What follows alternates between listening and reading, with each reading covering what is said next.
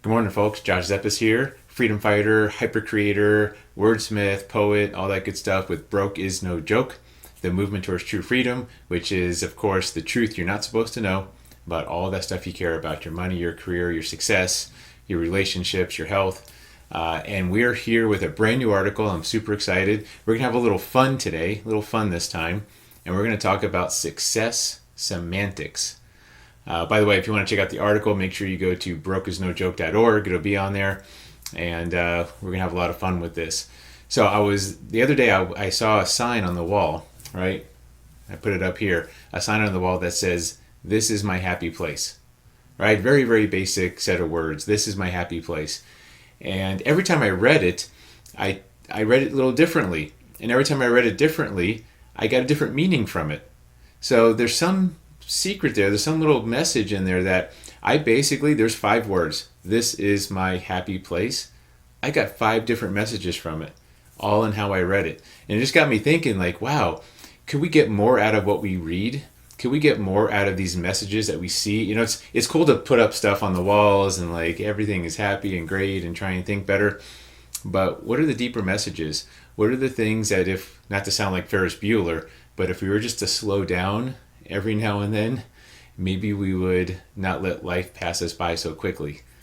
Wow, that did kind of sound like Ferris Bueller, didn't it? That's cool. All right, anyways, kudos to Matthew Broderick there. So let's take a look at this. So let's put emphasis on each of these words and let's see how it transforms how we look at it, what it tells us. So first, we'll say, this is my happy place. We hit that first word. This is my happy place. Doesn't that sound a little different already? This is my happy place. That's making a declaration. We're saying, damn it, this is my happy place. We're making a decision. We're saying, this is it. And there's something magical about making a declaration, right? Making a decision is basically making a commitment to ourselves, saying, this is it. Not that, not over there, this right here. This is my happy place.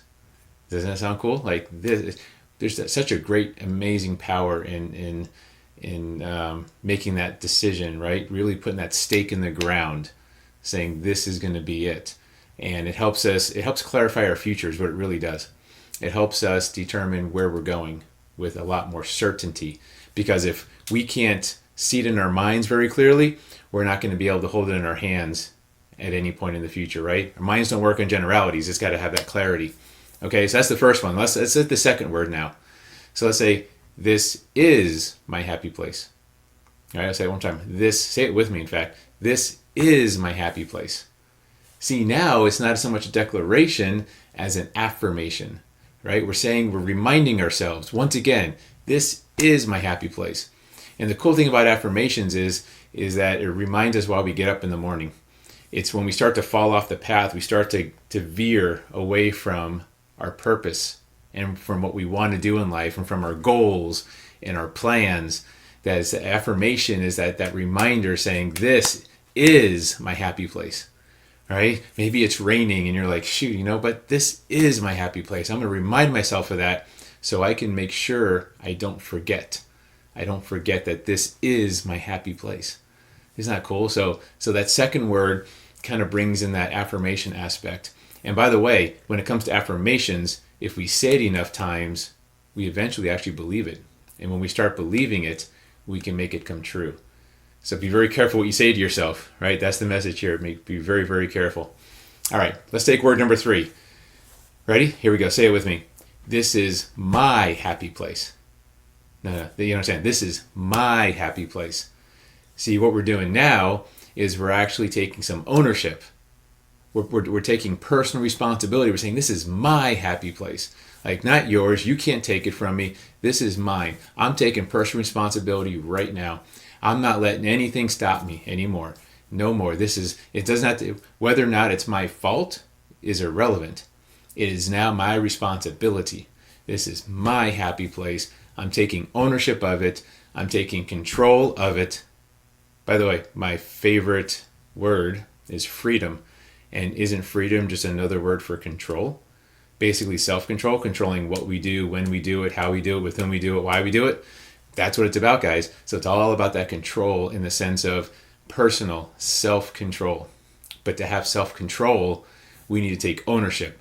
We need to take personal responsibility for everything in our life, right? So there's things we can directly control, and the things that we can't directly control, we can control our attitude. We can control how we look at things, right? So taking that, saying, this is my happy place, right? Not yours. Maybe it's yours too. It's okay. You can. There's plenty of room, right? But this is at least my happy place. So you see how it changes a little bit? All right, let's take the fourth word. Ready? Come on, you can say it with me. This is my happy place. Say it one more time. This is my happy place.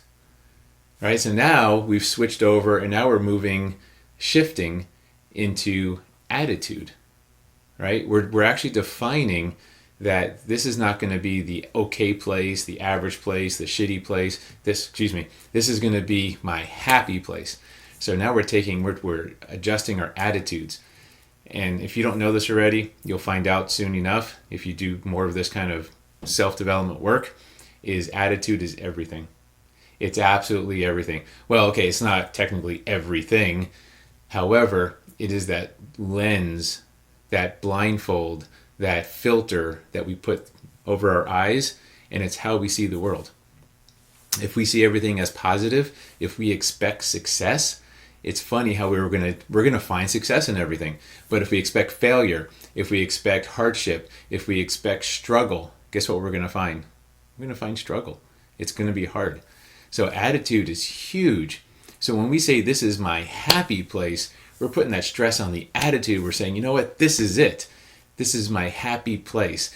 I'm not going to have a hard time here. I'm not going to struggle here. This is where I'm going to succeed. This is where I'm going to make it happen. So that's what that's about. All right, ready? Last word. Here we go. Say it with me again. This is my happy place. Right? One more time. This is my happy place. So now it's my happy place. Now we're shifting. Our final shift here is going into associations. Associations, environment, what's around us. You know, associations are so important that they say we're going to be just like the 5 people we hang around with. We're going to be like them, we're going to do like them, and we're going to have like them. So if we're hanging around a bunch of broke, negative, skeptical people, guess what? We're going to be broke, negative, and skeptical. If we're hanging around wealthy people that are happy, that are fulfilled, we're going to be also wealthy, happy, and fulfilled eventually, right? Eventually, either we're going to be it because we're part of the group, or we're going to have to become it to stay part of that group. So when we say this is my happy place, now we're talking about this is my environment. This is where I'm going to make it happen. This is where happiness is going to be for me, whether it's internal or external. Associations, and by the way, remember, associations just aren't people. Associations could be what we read. It could be what we listen to. It could be what we watch on TV, which hopefully you're not watching too much TV, right? Go see my other video if you want to learn more about that. But this is our environment. This is all this stuff that's programming us, that's entering our brains. So let's make sure our environment is in the right spot. So look what we just did. We took a simple phrase that you've probably seen in all kinds of places. This is my happy place. And we put an emphasis on each word, and as we did that, it became something completely different. It put a different focus on a different part of our life and a different way to succeed. Yet if we take all these success principles and put them together, how can you fail? Right? How can you possibly fail? Short of quitting or dying, how could you possibly fail, guys? So the good news is if we can focus on this stuff, if we can slow down, sit back, relax, and just take a look around every now and then, maybe we won't let life pass us by so quickly. Maybe we'll actually have a chance to dig into the deeper message of what we're trying to accomplish in life. So appreciate you guys. Hopefully you got something good nuggets out of this. Go check out the article at brokeisnojoke.org. Make sure you email me. Let me know what you think about this. josh@brokeisnojoke.org. And I'm super excited for you guys. I can't wait to see your success. And I appreciate all of you. I love all of you. And I'm going to meet you at the top, as always, because the bottom we know is just too crowded. Take care. God bless.